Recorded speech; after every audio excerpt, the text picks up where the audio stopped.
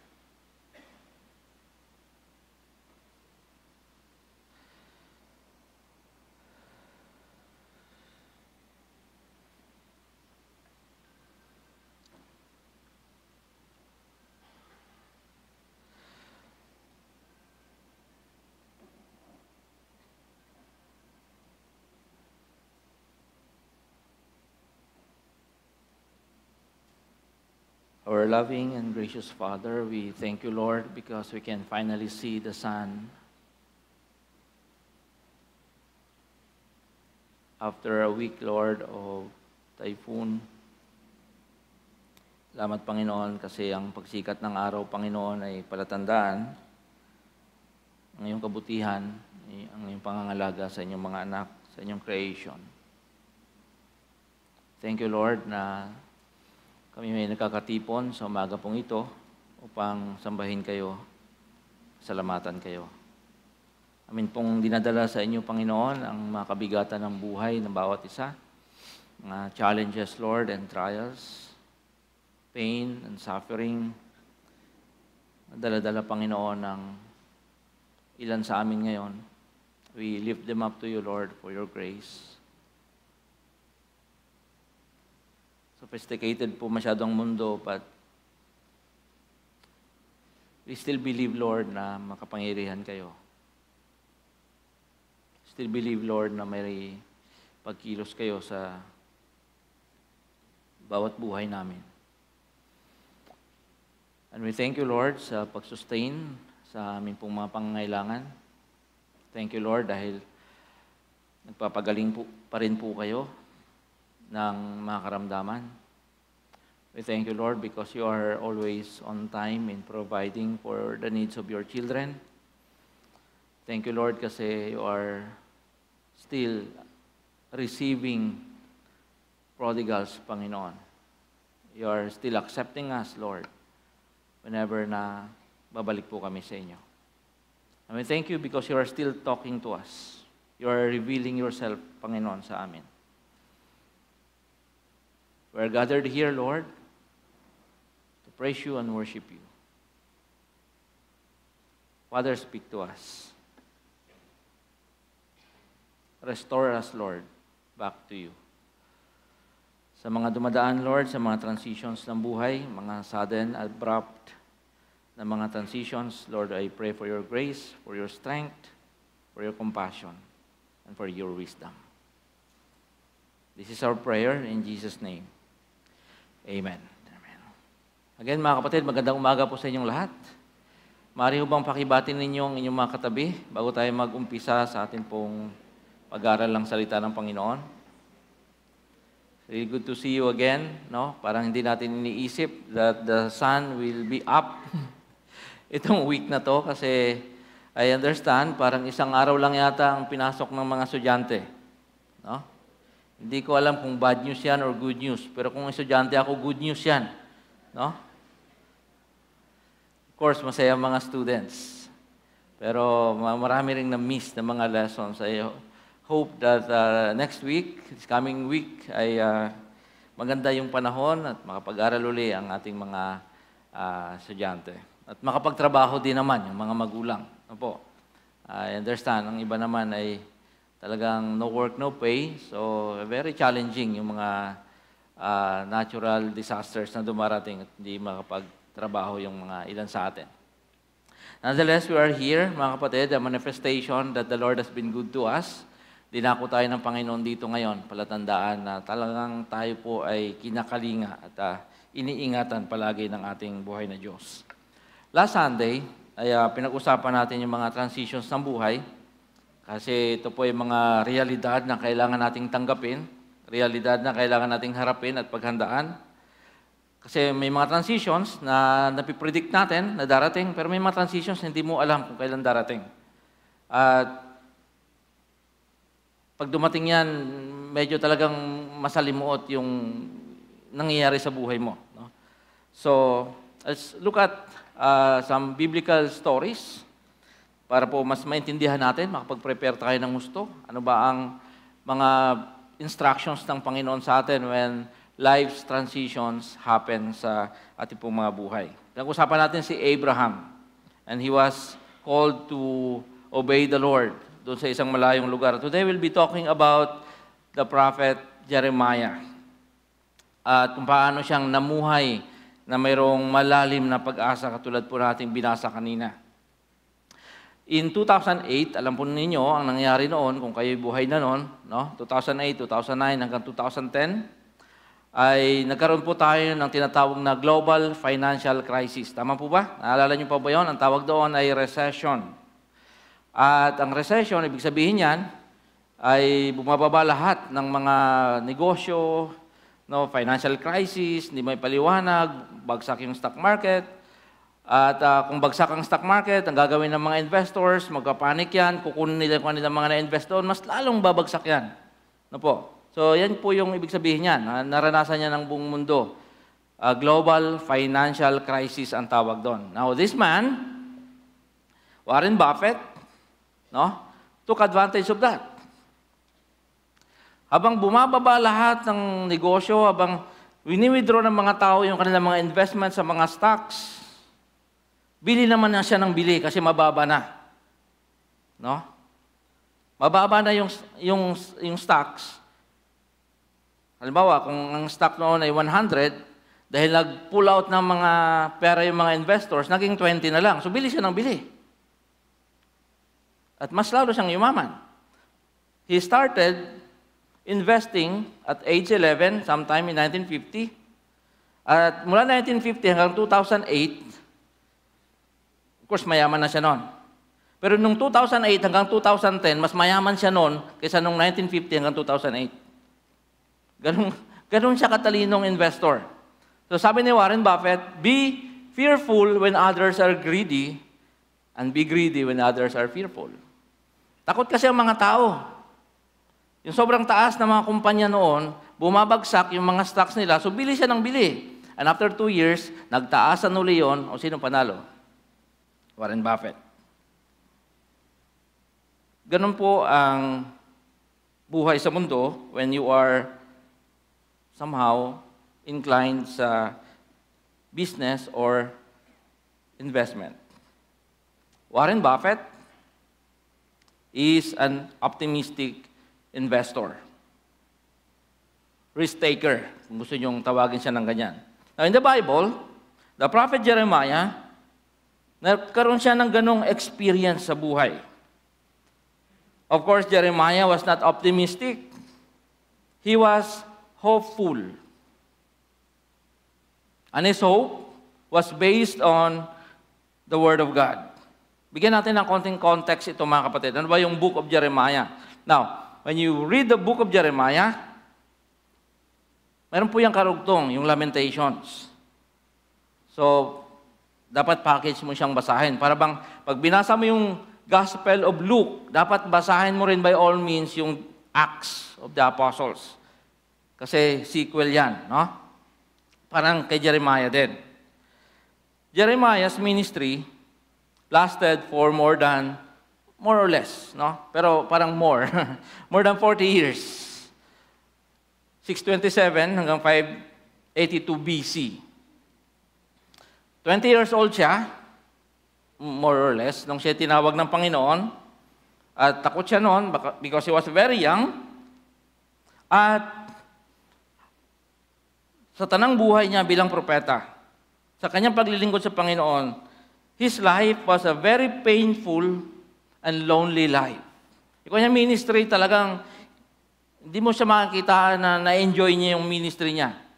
Not to mention, na sa 40 years ng preaching, wala ni isang na-convert sa kanyang ministry. Kaya nga ang tawag sa kanya ay the weeping prophet. Pag tinanong mo si Jeremiah kung anong hobby niya, umiyak. No? Ikaw, mag-basketball siya, umiiyak. Yun po yung trabaho ni Jeremiah.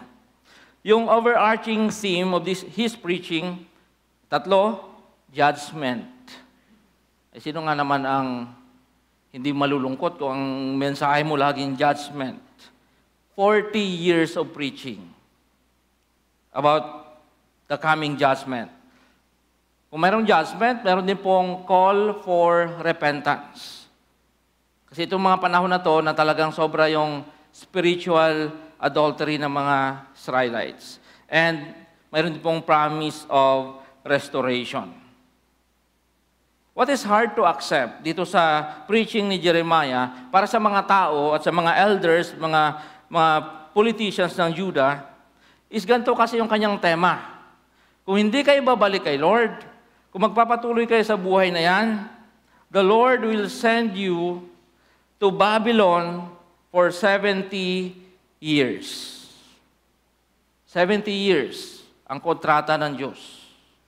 So for 40 years, inihanda ni Jeremiah ang mga tao na bumalik sa Diyos. And nothing happened. Madaling sabi, natuloy yung 70 years. This is the source of persecution kay Jeremiah. Kaya galit sa kanya yung mga tao because he was not preaching a message of hope for them. Dapat feel good lang, Jeremiah. Dapat laging good news ang iyong ipipreach. And he was preaching judgment for 40 years, and people did not respond in faith. The city, Jerusalem, will be taken, and the king will be captured. The only solution is to return to God. 40 years, kung ikaw naman ang mamamayan ng Jerusalem, 40 years mong maririnig paulit-ulit ito. Pwede na nga lang sigurong kung nakadaan kayo dyan sa SM Bacoor, sa labas. Mga tindahan dyan, di ba? May nakatape na lang dyan eh. Inuulit-ulit na lang yung 20, 10 piso, di ba? 40 years kasi paulit-ulit. Parang ganun. Pero walang nangyari. Living within the tension between God's judgment and the promise of salvation. That's the context. A young preacher named Jeremiah preached for 40 years and nothing happened. Kanyang lahat ng mga prophecies nagkaroon ng katuparan in 586 BC. So mula 627, kasi ang bilangan noon pababa, bago si Jesus, hanggang 586, finally, 40 years, Jerusalem fell to Babylon. And the series of exiles started. Una yung mga nobles, yung mga politicians, yung mga prinsipe, yung mga matatalino, yan, sina Daniel, mga kaibigan ni Daniel. No? Series of exiles happened because of this. Now, atras tayo ng konti. Bago totally ang 586, 87 nangyari, the fall of Judah, merong maliit na window of time dyan. No? Habang nasa labas yung Babylonian army at kinukubkub nila yung pader, by the way, the best thing that you can do is to watch mga old movies. No? Para naintindihan ninyo kung paano sila magyera noon. So mayroong isang city na may bakod, na makapal, tapos nasa labas yung mga invading armies, tapos babasagin muna nila yung gate, babasagin muna nila yung pader bago sila makapasok. Now, theologians, sabi nila, yung pader daw ng Jerusalem noon, ito, kinukubkob, kasya daw ng sabay-sabay yung 6 na chariots. So, ganun siya kalapad. Kaya taon bago matapos yung siege sa isang city. And matibay din po yung kanilang pagkagawa ng kanilang mga pader noon. So, habang nasa labas, yung mga Babylonians, si Jeremiah nakakulong sa loob, sa courtyard of the palace, kasi nga galit sa kanya yung king, si Zedekiah, galit sa kanya lahat ng mga nobles, so ipinakulong siya. Isang pambihirang transaction ang nangyari. At ito'y galing sa Diyos.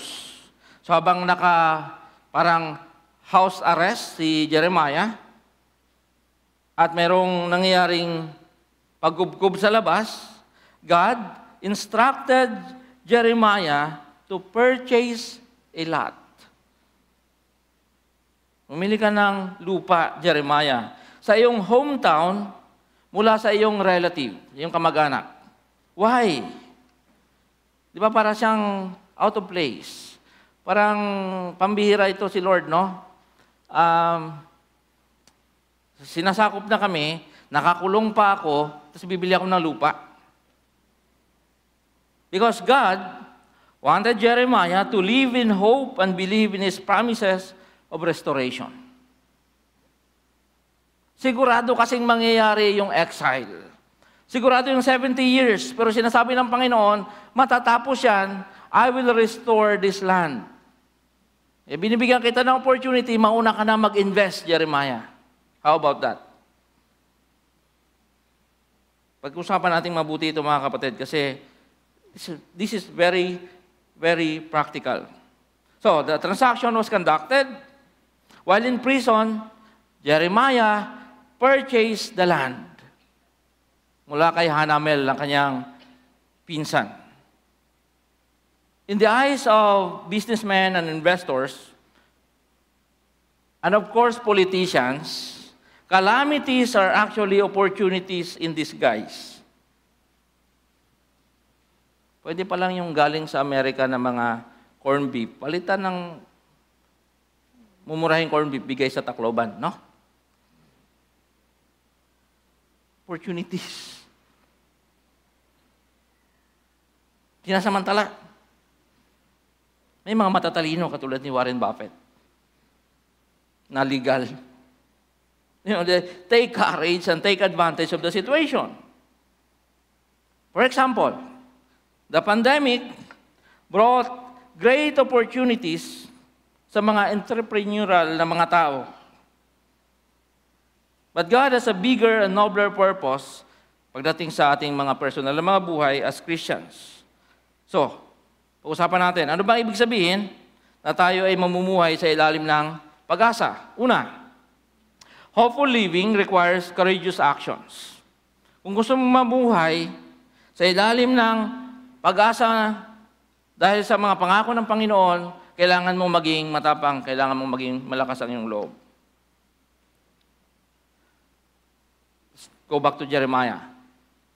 His hometown of Anathoth is located 6 kilometers outside of Jerusalem. And the army of Babylon, nandun na sila sa outside of Jerusalem. Ano ang conclusion natin dyan? Anathoth was already under the Babylonian control. As simple as that. Ang sabi ng Panginoon, now, buy that land, Jeremiah. A land na nasa ilalim na ng pamamahala ng mga kaaway. There are a lot of irrational people dito and irrational actions. Yung kanyang pinsan, si Hanamel, napaka-insensitive na bisita, nakakulong na yung pinsan mo, bibintahan mo pa. Hindi mo man lang kumustahin muna. Jeremiah was also irrational. He bought that land. But Jeremiah purchased the land because the Lord instructed him.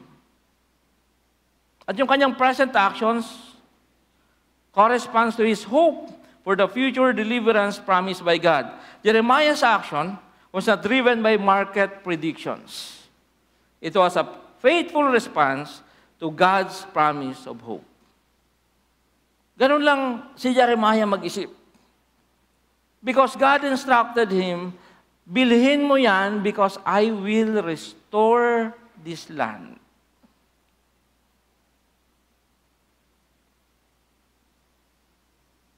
Hindi ko alam kung ano sinasabi sa inyo ng Panginoon.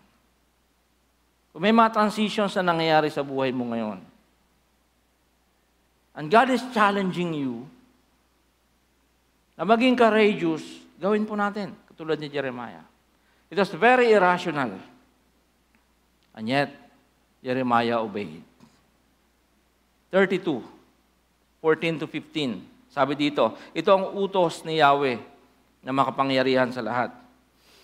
Ang Diyos ng Israel, kunin mo ang mga kasulatang ito, ang tinatakan at ang nakabukas at ilagay mo sa isang tapayan para hindi masira agad. Sapagkat ganito ang sabi ni Yahweh, darating ang panahon na muling bibilhin ng mga bahay, bukirin at ubasan sa lupaing ito. Timeline yan ng Diyos. Pangako yan ng Diyos. Kailan mangyayari yan? We do not know when. Pero kung sensitive tayo sa pangungusap ng Panginoon, kung nakikinig tayo ng mabuti sa instruction ng Panginoon, sa mga transitions ng buhay, sa mga kagipitan ng buhay, or kung ano mga nangyayari sa atin, mayroon laging pinapagawa ang Diyos sa atin. Mga kapatid, it's not about the land. It's about the promise of God that compels you to act with courage. Don't be greedy about the material possessions here. Sinasabi dito, ang instruction ng Panginoon specific, you buy that land because someday I will restore that land. Now, I don't know kung anong pinapabili sa iyo ng Panginoon, kung anong pinapagawa sa iyo ng Panginoon. Tingnan mo muna yung pangako ng Diyos. It's not about the meager amount of money left in Jeremiah's pocket. Huwag na natin pag-usapan na nakakulong pa siya, hindi ko alam kung saan siya kumuha ng pera. It's about the amount of faith involved in hopeful living. Ang totoo kasi, mga kapatid, marami namang mga courageous actions sa mundo. Ang tatapangan ng mga tao, masagi mo lang mamamaril na. Di ba? Ang daming mga daredevils sa mundong ito. Daming mga courageous sa mga tao sa mundong ito. There is no shortage of courageous people, but there is a great shortage of courageous people driven by hope, faith, and love. Maraming mga taong malalakas ang loob, mali nga lang. Maraming mga taong matatapang, mali nga lang. Pero maraming kakulangan na mga taong katulad ni Jeremiah, specific instruction ng Panginoon, they are driven by hope, faith, and love. It was courageous, mga kapatid, because it was based on a promise not yet fully realized. Pangako pa lang ng Panginoon yon, hindi pa yon nangyayari kay Jeremiah. 70 years pa, patay na si Jeremiah. Hindi niya mapapakinabangan yung binili niya. Pero it's not about that. It's about following the instruction of God. Nagpapakita si Jeremiah ng pamumuhay na may pag-asa, bibilhin ko yan as a sign na someday the Lord will restore this land. It's not about me. Kung abutan ko pa yan. It's about the will of God na nangyayari sa aking lifetime. Yun po ibig sabihin ng ginawa ni Jeremiah. Yan yung pag-asa na nagbibigay ng tapang at lakas ng loob sa mga anak ng Diyos. Roma chapter 8, 24 to 25. Naligtas tayo dahil sa pag-asang ito. Ngunit hindi yon matatawag na pag-asa kung nakikita na natin ang ating inaasahan. Tama nga naman, di ba? Baka simpleng logic. Ba't ka pa aasa kung nakita mo na? Ito sabi ni Paul. Sapagkat, sinong tao ang aasa pa kung nakikita na niya? Ngunit kung umaasa tayo sa hindi natin nakikita, hinihintay natin iyon ng buong tiyaga. Yan ang pag-asa. Kaya kung may instruction ng Panginoon sa iyo ngayon, gawin mo katulad ni Jeremiah. Illogical nga yun eh. Kasi nga, 70 years yung kontrata ni Lord. O sabihin na natin talagang sakto, 70 years. Ay paano yung pag-uwi ng mga exiles? Paano yung pag-rebuild ng city? It will take another 10, 15 years. If 40 years old na siguro siya nito, 60 o kung ano man, 50. Paano pa siya mabubuhay nun? Pero nga, ginagawa niya yon bilang senyales na kay Lord lagi may pag-asa. May restoration na gagawin ng Diyos. Evaluate your actions ngayon. What courageous actions God is requiring you to do in response to His message of hope? Ano ba ang transaction ninyo ng Diyos? Yung matagal mo nang hinihiling kay Lord and finally parang sinabi ng Panginoon, halika, usap tayo. I-discuss mo sa akin anong gusto mong gawin ko. Alam mo ba kung paano mag-respond dyan? Yung matagal mo nang hiningi kay Lord tapos binibigyan ka ng Panginoon ngayon ng opportunity, ilatag mo lahat sa akin yan. Now, tell me what do you want me to do sa'yo?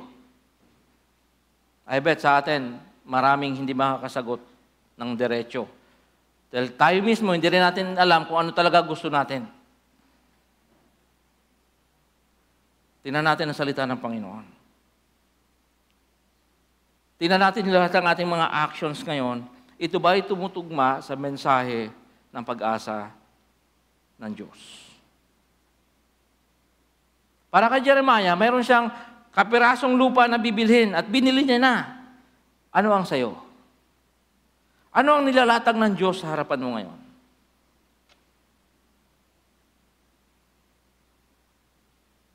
Paso.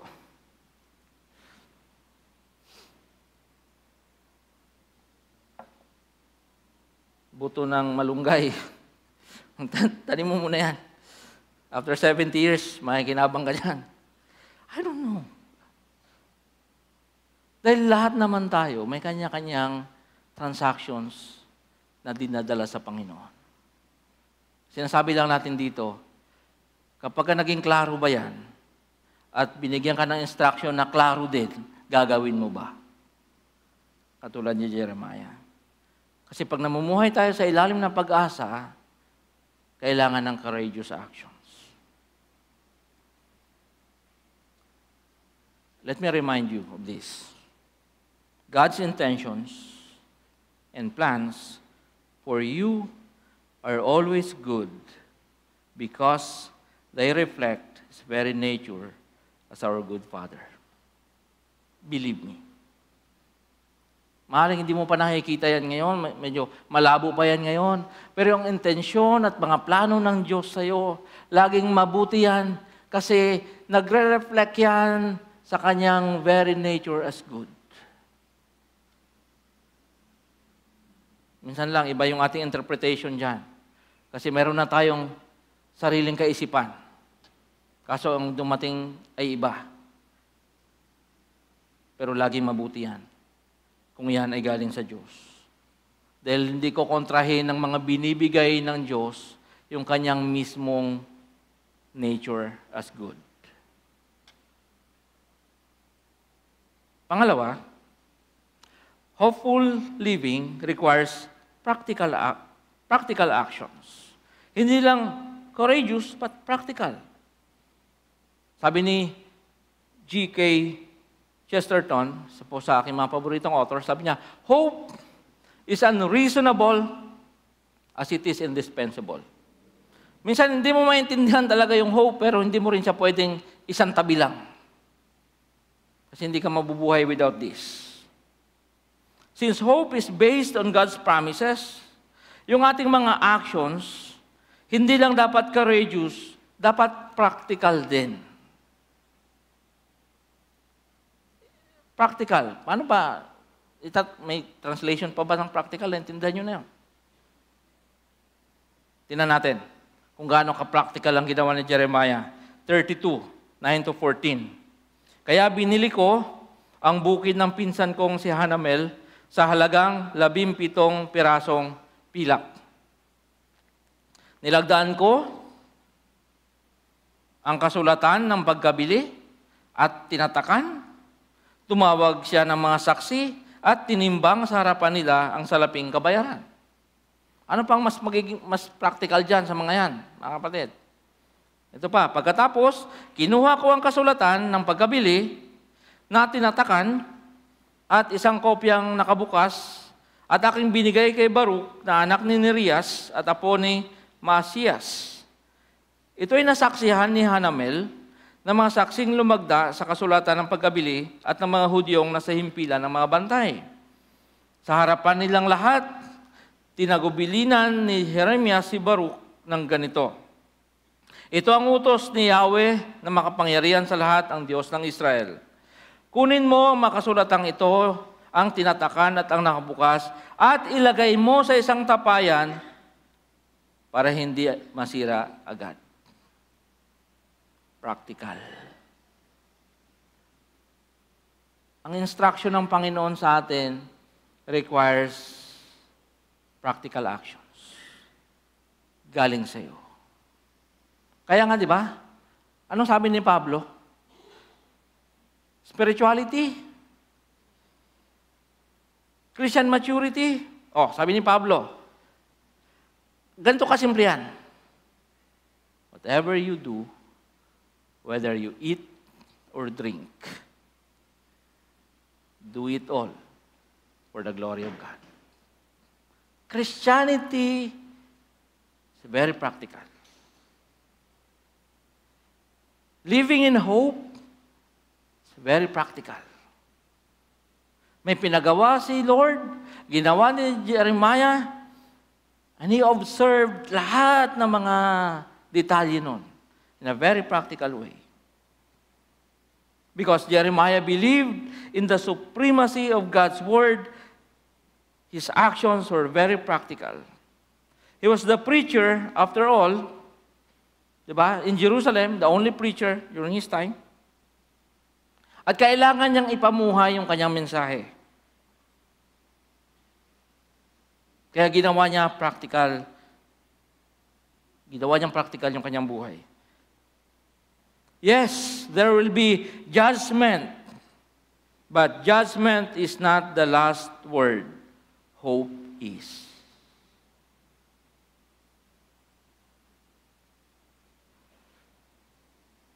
Merong paghuhusga ang Diyos. Pero hindi yung paghuhusga ng Diyos ang mananatili, kundi yung pag-asang galing sa Kanya. Naniwala kasi doon si Jeremiah, kaya ginawa niyang practical yung kanyang buhay. Ano ibig sabihin nito sa atin? Ganito lang siya kasimple, kapatid. Let us all excel in whatever God is assigning us to do. Excellent work and holy living can be your most honorable offering to God as you hope for His promises. Kaya kayong mga estudyante, ang the best na offering na pwede niyong ibigay kay Lord ay mag-aral ng mabuti. Tama?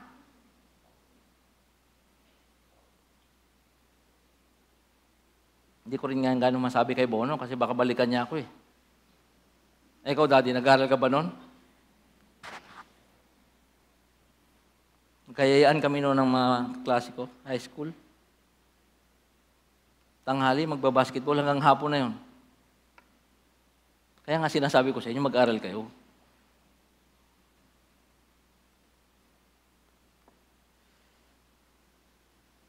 Mga nagtatrabaho,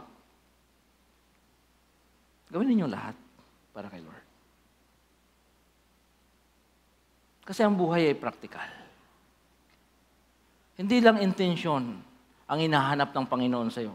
Lord, ang intensyon ko talaga lumago sa inyo eh. Intensyon ko talaga, Lord, maging tapat sa inyo. Ang hinahanap ng Panginoon, yung practical actions natin. So, hindi ko alam kung saan anong konteksto mo ngayon, no? Pero ang calling sa atin ni Lord is to excel kung saan Kanya nilalagay. Katulad ni Jeremiah, nakakulong, pero yung buhay niya hindi tumigil na magmensahe ng pag-asa. Kaya kahit nakakulong siya, instruction ng Panginoon, bilhin mo yan. Kasi pag binili mo yan, sinasabi mong naniniwala ako sa iyo, Lord, na i-restore mo tong land na to. Kahit pa hindi niya practically naranasan yung restoration, kasi nga namatay na siya noon. 70 years yung kontrata eh. Pero pinamuhay niya yung kanyang mensahe. Anong sabi ni Isaiah patungkol sa pag-asa? At habang umaasa ka, ano dapat mong ginagawa? Sabi diyan, but those who hope in the Lord will renew their strength. Ang tawag dito ay active waiting. They will soar on wings like eagles. They will run and not grow weary. They will walk and not faint. Yung mga umaasa sa Panginoon, may mga practical na bagay na ginagawa at ino-offer kay Lord. What is the difference between us and the people of this world? What is the difference between Warren Buffett, the greatest investor in history, and Jeremiah, the prophet? We believe that whatever we do in this lifetime is an expression of our hope. For Jeremiah, it was not for retirement plan or comfort. Although maganda naman yun, beneficial naman, it was a participation in God's redemptive plan.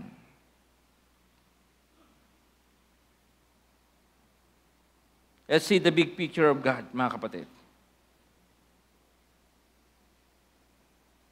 Ito yung kaibahan ni Warren Buffett at ni Jeremiah. Manghiram tayo ng konsepto sa isang German theologian, Jürgen Moltmann. Sabi niya, yung future, dalawa yan. Mayroon tayong tinatawag na futurum. Latin po ito. And adventus. Okay. Futurum speaks to what will be, whereas adventus speaks to what is coming. So ganito yan. Warren Buffett believe in the futurum. Futurum is driven by our own specific planning, predictions, and programs. Mga endeavors that rarely call upon or inspired by or inspire a sustaining hope. Or they create a future outcome that soon becomes a past, out of date. In other words, there is a pattern. Futurum. Sabi ni Warren Buffett, alam ko na yan, kasi nangyari na yan noon. Bababa yan, pero tataas din yan. May pattern na akong alam. Diba? Bibilin ko yan kasi 5 years ago, nakita ko nang nangyari yan, tapos tumaas din ulit. Tawag doon, futurum. Halimbawa, kung matalino yung mag-asawa, futurum, yung mga anak niyan, most likely matatalino din. Kasi may pattern ka nakikita. And most of us, doon lang tayo nakatingin. Kasi meron tayong pattern na nakita. Pero ang Christianity may ino-offer pang mas maganda. Nabasa yun ni Jeremiah, nabasa yun ni Paul, nabasa yun ng mga apostles, at sana nababasa din ng church ngayon. Adventus. Moments. In Adventus moments, what is coming is something we can scarcely conceive or expect. Ito hindi mo talaga alam. Something that is qualitatively different from the familiar present. Wala siya ngayon. Kakaiba ito. Hindi mo ito alam. Hindi mo ito inimbento. Wala ka nakikitang pattern. God breaks into our reality. Ibig sabihin, sa kaguluhan ng buhay mo, kung magulo ang buhay mo ngayon, no? Sana naman hindi, pumasok dyan ang Diyos at inayos niya. Something na hindi nangyayari kailanman sa buhay mo. That's Adventus. Adventus moments have staying power. Di yan nawawala. A decisive experience of transcendence, ibig sabihin ng Diyos, that fuels hope. For it redefines both the past, the present, and the future. Jeremiah understood that. Alam niya ang darating ang panahon na papasok muli sa kanilang buhay, sa kanilang bansa ang Diyos, na yung ma-excel for 70 years, katulad din ni Nehemiah, sina Ezra, mga propetang yan, sina Esther, will again return and rebuild this land. Hindi pa nangyayari yon, alam na ni Jeremiah, binili niya na yung lupa. O ito, guarantee na may gagawin ng Diyos dito. Hindi ko alam kung anong transitions mayroon sa buhay mo ngayon. Pero sana, ang mensaheng ito will give you hope. Ang tanong is, can I really anchor my life sa pangako ng Panginoon? Mahirap pang i-explain to eh.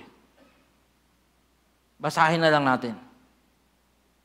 Chapters 32 at saka 33. Kasi nandito lahat ang pangako ng Panginoon na nagbibigay ng pag-asa. Sundan niyo po ako mga kapatid. Babasahin ko to sa inyo. Tingnan mo kung anong sinasabi ng Panginoon sa iyo. At magtatapos tayo dito.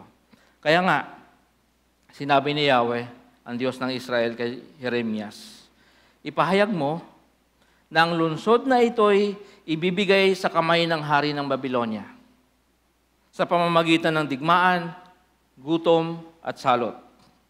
Ngunit ngayon, titipunin ko sila mula sa lahat ng lupaing pinagtapunan ko sa kanila nang ako'y magalit.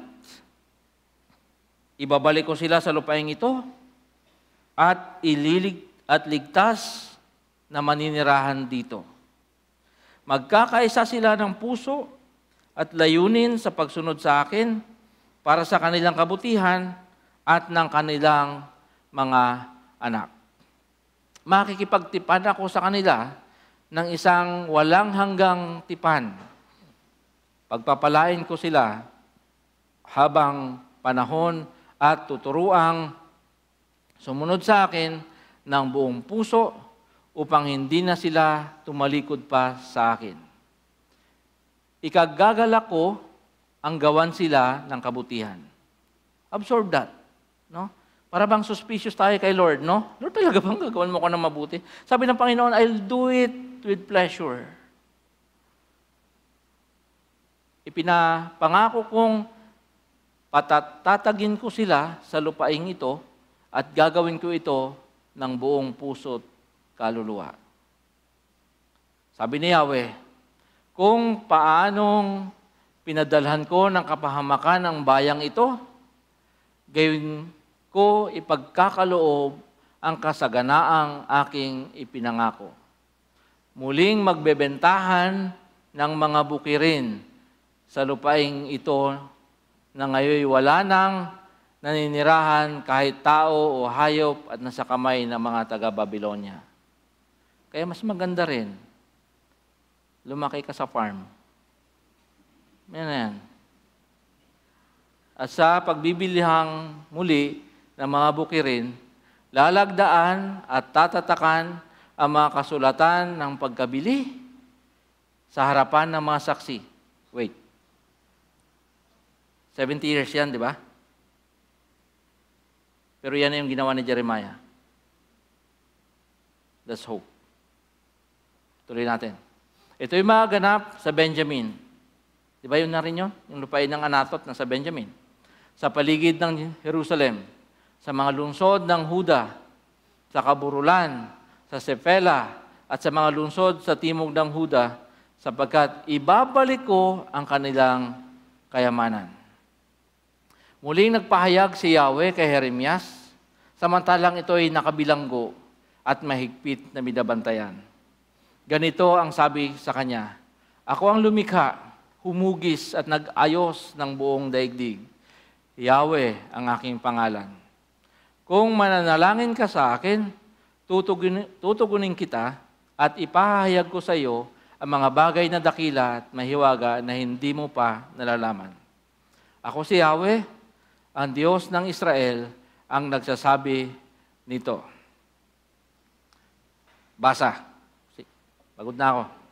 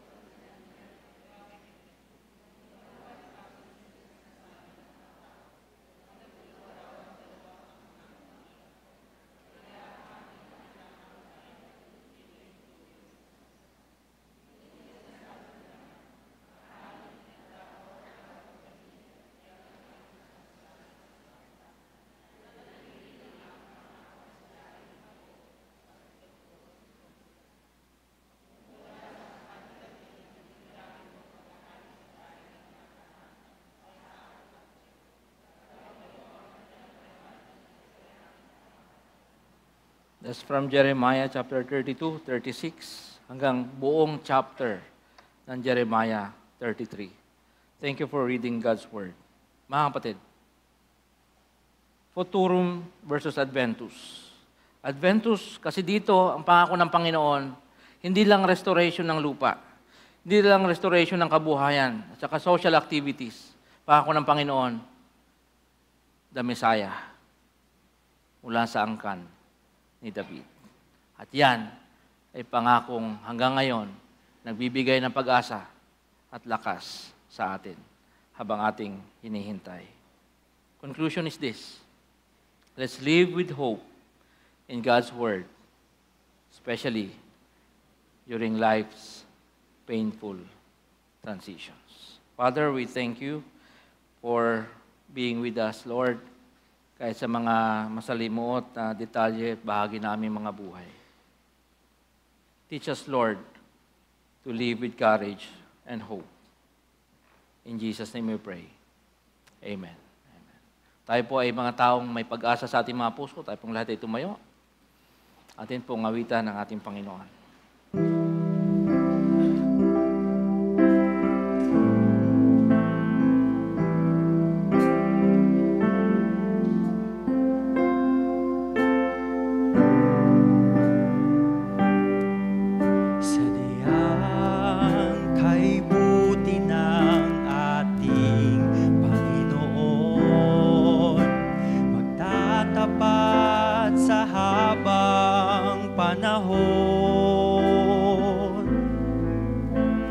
Maging sa kabila ng aking pagkukulang, biyaya niya'y patuloy na laan. Katulad ng pagsinag ng gintong araw, patuloy siyang nagbibigay tanglaw. Kaya sa puso ko't damdamin, katapatan niya'y aking pupurihin. Dakila ka, O Diyos, tapat kang ang tunay, magmula pa sa ugat ng aming lahi. Mundo'y magunaw man, maaasahan ang lagi, maging hanggang wakas nitong buhay.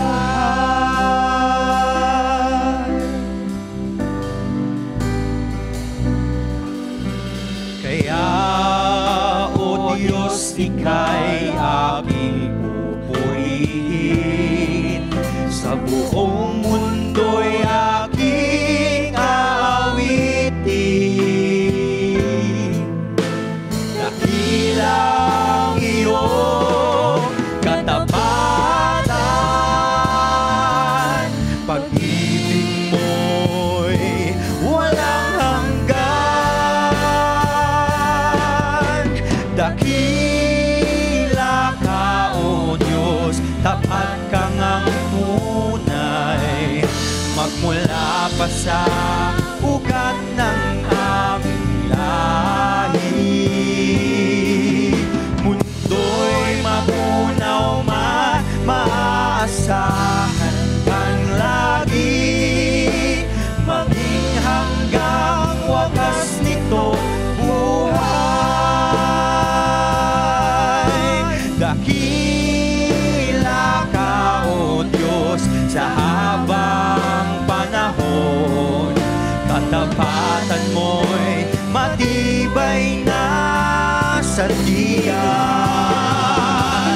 Sa bawat bighati, tagumpay man ay naroon, daluyan ang pag-asa kung kailangan inaon.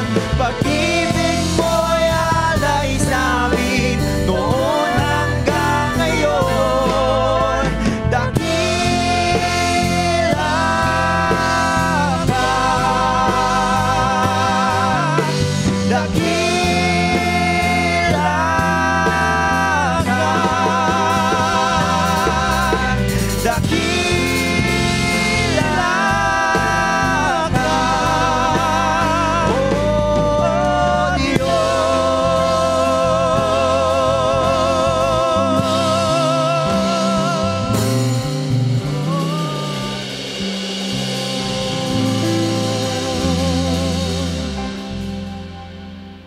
Mari po munang maupo lahat.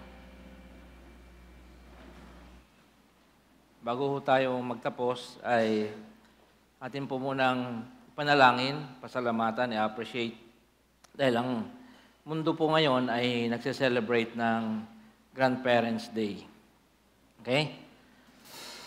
So, sa lahat ho ng mga lolo at lola,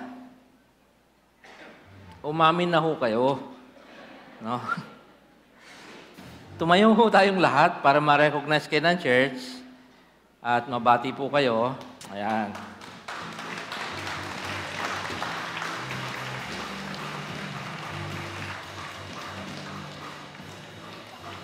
Yan po yung mga magigiting natin ng mga lolo at lola. Danica. Sa pamangkin. No? At sila po ay mga biyaya ng Panginoon sa atin. Di ba? Marami pong mga verses sa Bible that speaks about old age. No?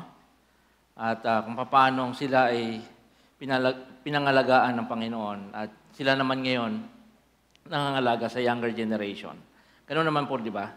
Kung ano yung ginawa ng Panginoon, binibigay din sa mga susunod na salinlahi. At nawa, sa kanilang mga buhay ay ma-inspire tayo at makita natin yung kabutihan ng Panginoon at pangangalaga ng Diyos. So lahat po ng mga medyo bata-bata pa na nakaupo, no? Taas natin yung ating mga kamay sa kanila at pagpalain natin itong ating mga lolo at lola dito sa church. Pasalamat tayo na may mga ganito na patuloy pa rin sila sa kanilang paglilingkod at pagsunod sa ating Panginoon. Sige po mga kapatid, siguro personal prayer para sa kanila. After all, yung mga kapatid na yan na nakatayo ay makamag-anak po ninyo. Mahalin ninyo sa buhay. Panalangin po ninyo.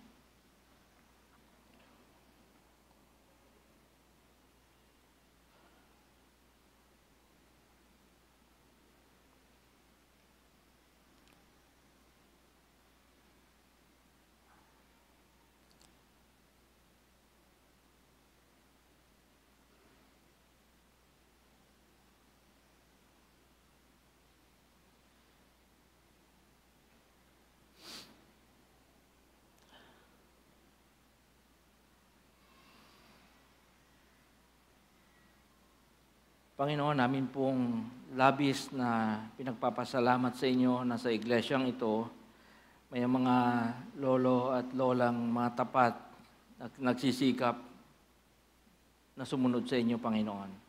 Sila po ngayon ay nakatayo sa inyong harapan. Amin silang tinataas, Panginoon.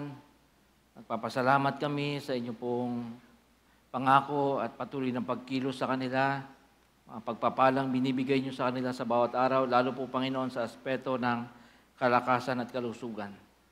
Aming panalangin, O Diyos, na inyo po silang patuloy na pagpalain, inyo silang patuloy na samahan, palakasin, Panginoon. Kung sila may mga karamdaman, Lord, we pray for healing and restoration. At Panginoon, higit sa lahat, ang kanilang mga naisin sa kanilang mga puso, Panginoon, ay kaayusan para sa kanilang mga anak. Kaayusan para sa kanilang mga apo sa susunod na salinlahi. Panginoon, namin pong panalangin sa umaga pong ito. Pagkaloob po ninyo ang kanilang kahilingan. Kanilang buhay, makita si Jesus. Kanilang buhay, makita ang pag-asa at pagsunod sa aming Panginoon. Lord, nawa, marami pang mga taon ng kalakasan at sigla ang darating sa mga kapatid po na ito. At patuloy silang magsisikap at susunod sa inyo, Panginoon, sa kanila pong buhay dito sa mundong ito. Salamat, Panginoon, pagpalain niyo po sila. Tinataas namin sila sa inyo, O Diyos, sa inyong mapagmahal at mapagkalingang mga kamay. Mga kapatid, tayo pong lahat tumayo. And Father, we also commit to you, Lord, everyone here, your children, your people. Bless them, Lord, as they prepare for another week of challenges and trials, another week of blessings and favor. Father, I entrust them into your loving hands. May the Lord bless you and keep you. May the Lord make His face to shine on you and be gracious to you. And may He lift up His countenance on you and give you peace. Amen. Amen. Magandang umaga mga kapatid. Pagpalain po ang lahat. See you again next Sunday.